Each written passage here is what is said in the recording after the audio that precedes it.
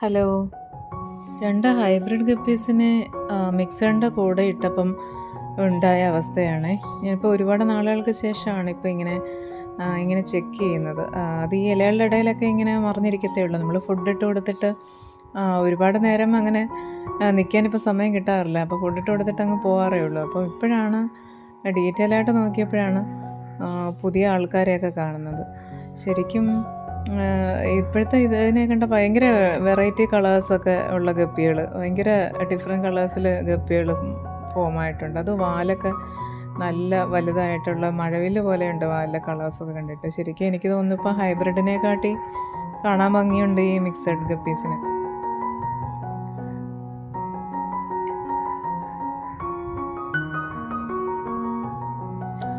കുറേ നാൾ കൂടി നോക്കുമ്പോഴത്തേക്ക് നമുക്ക് അതിൻ്റെ ആ ഡിഫറൻസ് അറിയാൻ പറ്റുന്നുണ്ട്. നമ്മൾ എന്നും നോക്കുമ്പോൾ അതിൻ്റെ ഡിഫറൻസ് അറിയാൻ പറ്റില്ല.